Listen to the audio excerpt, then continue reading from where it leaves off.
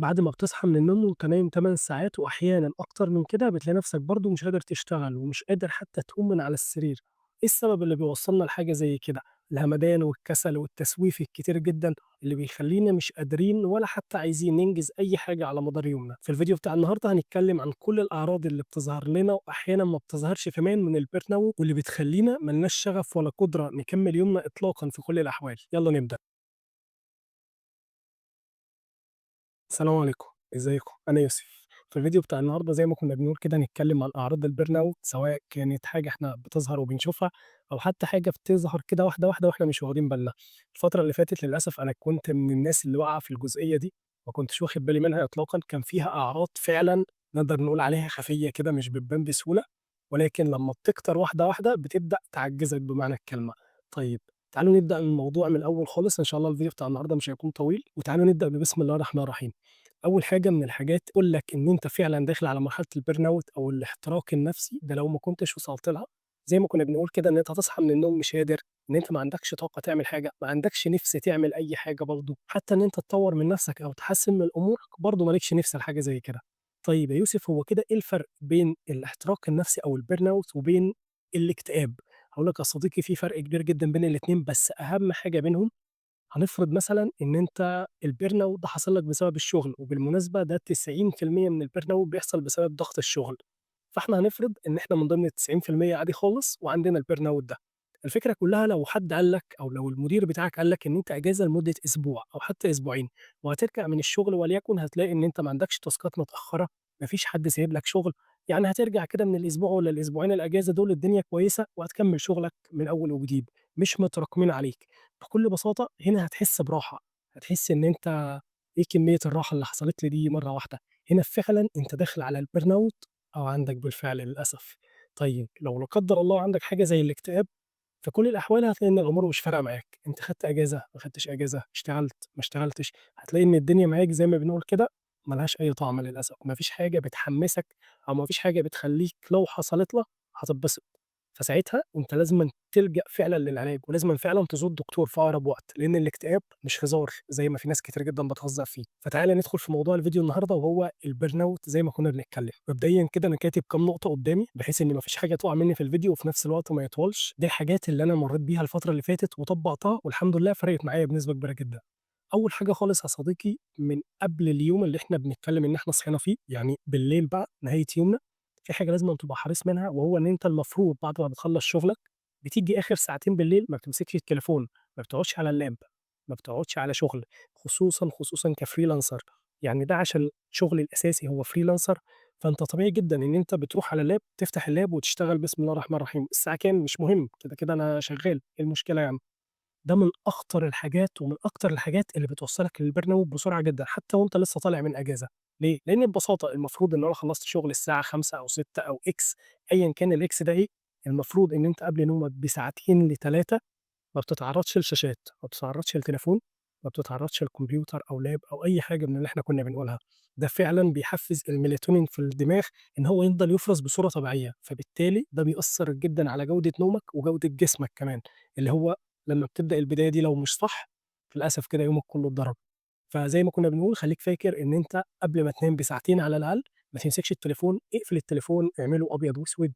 اعملوا اللي هو الضوء الأصفر، بس أنت لو عملتوا الضوء الأصفر اللي هو بيتقال عليه الضوء الورم، لو عملته ده معناه إن أنت هتمسكه، لكن إحنا مش عايزين الoption ده من الأساس، مش عايزين إن أنت أصلًا تمسكه، خلاص ما فيش متابعة إيميلات، ما فيش متابعة تاسكات، ما فيش أي حاجة قبل النوم بساعتين، دي أول خطوة تعملها. تاني خطوة والمهمة جدًا، جدًا إن أنت تكتب كل حاجة في دماغك من بالليل، ده بيخلّي الدماغ إن أنت تريّحها، إن أنت ما تبقاش زي ما بنقول كده دماغك فيها زحمة، عشان ما تروحش لمرحلة إن أنت رايح على السرير عشان تنام، بس في الحقيقة أنت عمّال تفكّر. فده مش أفضل حاجة، دايمًا يا صديقي حاول تكتب كل حاجة بتيجي في دماغك بالليل، فضّي دماغك ما تقلقش، إحنا بيبقى عندنا حاجة كده داخلية في جسمنا إن إحنا خايفين المعلومة ننساها أو تطير مننا أو الفكرة دي حلوة هنطبّقها لكن هي كده هتُقع، فعشان تطمّن دماغك اللي هي بتقول أفكار أحيانًا ما لهاش أي 30 لازمة وأنا باتكلم على نفسي، هات ورقة وقلم واكتب وفضّي دماغك من كل حاجة بتحصل فيها، عشان دماغك ما تقلقش، كل حاجة جات فيها هتلاقيها الصبح إن شاء الله موجودة. دي تاني نقطة واللي هي إن أنت تفضّي دماغك قبل ما تنام. في حاجة من الحاجات المهمة جدًا برضه واللي لازمًا تعملها قبل ما تنام على الأقل ربع ساعة لنُص ساعة، إن أنت ما تفكّرش في أي حاجة تمامًا. شوف أنت بتعرف توصل للمرحلة دي إزاي؟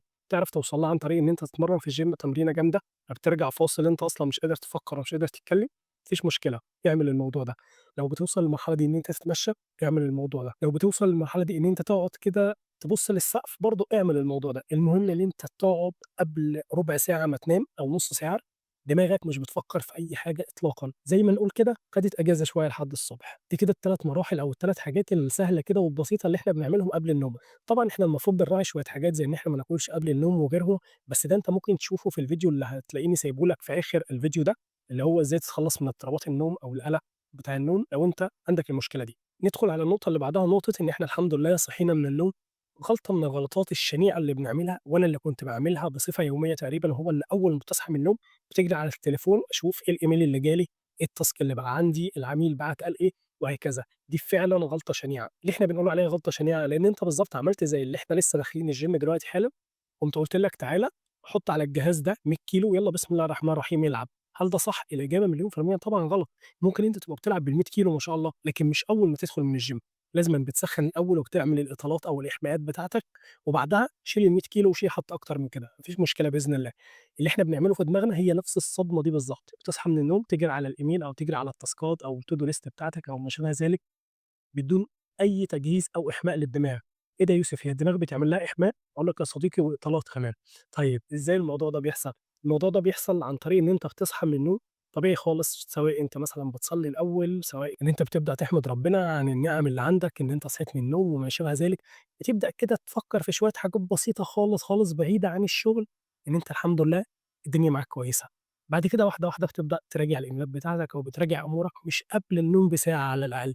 يعني ما زال ساعة يعتبر الدنيا كويسة، ممكن نُص ساعة، مش عارف لو أنت تقدر تعملها من غير ما تحسّس دماغك إن في صدمة، دي ممكن، تمام جدًا. طيب يبقى إحنا كده يا يوسف صحينا من النوم، زي ما بنقول كده بدأنا اليوم واحدة، واحدة، صلّينا، ضبّطنا أمورنا، وبعدين هنبدأ بالشغل بسم الله الرحمن الرحيم. حلو جدًا. على قد ما تقدر يا صديقي على مدار اليوم بتاعك، سواء في نُص يومك، في آخر يومك، أيًا كان إمتى في يومك، لازمًا يكون عندك جزء لممارسة الرياضة. ممارسة الرياضة من الحاجات اللي بتخلّيك تستحمل وتطلّع ضغوطات كتير جدًا، جدًا من جسمك. مش هيكون سهل إن أنت تتضايق، مش هيكون سهل مثلًا استفزازك، مش هيكون سهل إن أنت تحس إن أنت حتى مش قادر تعمل حاجة. ليه؟ لإن ببساطة الطاقة السلبية وحتى كل الطاقة مش عايزين نقول الإيجابية هتطلع في الgym لو أنت بتتمرّن بجد. فأنت على قد ما تقدر لازمًا يكون في نصيب للرياضة في يومك، على قد ما تقدر. لازمًا إن شاء الله لو مرتين أو 3 في الأسبوع. نقطة كمان من النقط المهمة جدًا هو إن أنت تخلّي الweekend بتاعك طبعًا معظمه راحة، ولازمًا تكون بتاخد weekend. ما تعملش زي كده في وقت لمّا ما كنتش باخد أجازة أصلًا على مدار الأسبوع، بحجة إن أنا عايز أشتغل أكتر، وطبعًا ده كله كلام فاضي. ليه؟ لإن حتى المَكَن يا صديقي أنت عارف إن هو بياخد أجازة أو بياخد rest في وقت، ما بالك بجسم الإنسان واللي إحنا مش عايزين ندّي له rest. بغض النظر عن إن ده حق جسمك عليك، زي كده حق المدير أو حق الشغل عليّا إن أنا بادّي له حقه طبعًا، فكمان ده حق جسمك عليك، إن أنت برضه لازمًا تدّي له حقه. بغض النظر عن النقطة دي، خلّيك فاكر إن جسمك أساسي هو استثمارك، وهو فعلًا اللي لو لا قدّر الله تعب أو حصل حاجة، ساعتها حتى لو أنت كنت نجحت في الشغل أو عملت حاجات جامدة جدًا في الشغل، مش هتقدر تستمتع بيها أو حتى تستفاد بيها. خلّيك فاكر إن هو ده استثمارك الحقيقي. أنا هاتطرق لنقطة في الحتة دي، وهي كانت جزء من فيديو أنا كنت صوّرته من قريب، ولكن الفيديو للأسف باظ، حصل فيه كده شوية مشاكل، الteam حتى ما عرفش يضبّطه خالص. فهنتطرق لحتة أنا شايف إن هي ليها علاقة بجزئية الburnout اللي إحنا فيها دلوقتي. إحنا غصبٍ عننا عندنا التزامات طائلة لا بأس بها بمعنى الكلمة، سواء اللي بيجهّز نفسه لأمور زي الجواز أو بيجهّز نفسه لسفر أو بيجهّز نفسه لأي حاجة من الحاجات اللي فعلًا بتتطلب مجهود وفلوس ووقت كتار جدًا، جدًا، جدًا. أنا فاهم الكلام ده، وده بيخلّينا لا إراديًا عايزين نجري ورا الحاجة بكل ما أوتينا من قوة. طيب حلو جدًا يا يوسف، أنت قصدك عايز تقول إيه من الكلام ده؟ عايز أقول لك يا صديقي زي ما إحنا بنبقى عايزين نجري جدًا، جدًا، جدًا، وهو ده اللي بيسبب لنا التوتر والقلق لحد ما نوصل للburnout أو الاحتراق النفسي ونبقى ما لناش نِفس نعمل أي حاجة إطلاقًا.